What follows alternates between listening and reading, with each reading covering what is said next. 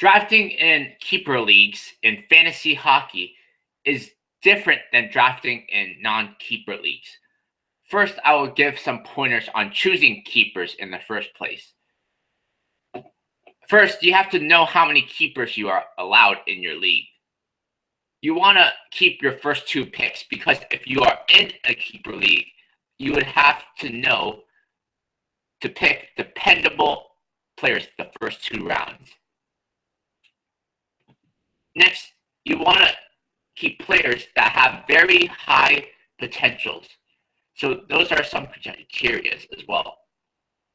You do not want to keep players that have had fluky breakout years and have not been able to show consistency in their play.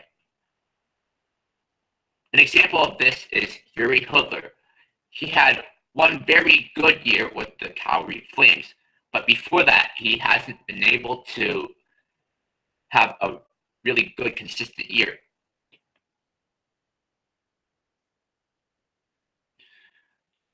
I also would not encourage you to keep more than one defenseman in fantasy hockey because it's dominated by forwards and goaltenders. The keepers you keep should be reliable and they should be go-to players on their respective teams. Now that I covered the keepers, I will go to the draft strategies in keeper leagues. Unlike drafting in a regular fantasy hockey league, you already have your keepers. So basically what you're trying to do in a keeper league draft is fill out the rest of your roster. You're trying to get players that best fit your team.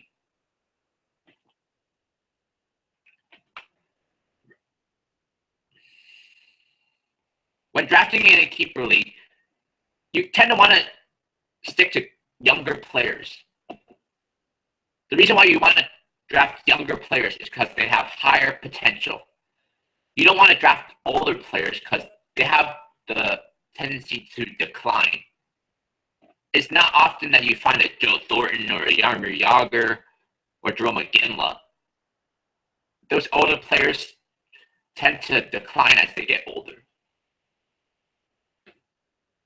Also, make sure you have two dependable goalies.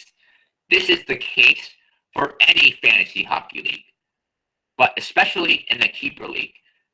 Because in a keeper league, if you end up getting two dependable goalies, those two goalies can end up being keepers. And if you have two dependable goalies in a keeper league, that can make a huge difference.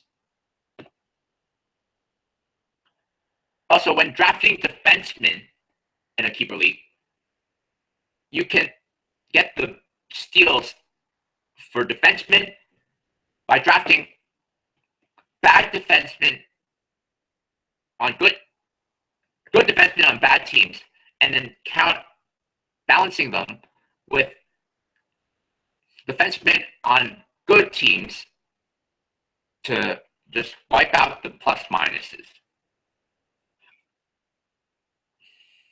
The general rule of thumb for drafting in fantasy hockey and keeper leagues is get dependable players, but do not be afraid to take risks. So that would be my advice for drafting in keeper leagues in fantasy hockey. Next episode, I will be talking about the general draft strategies in fantasy hockey.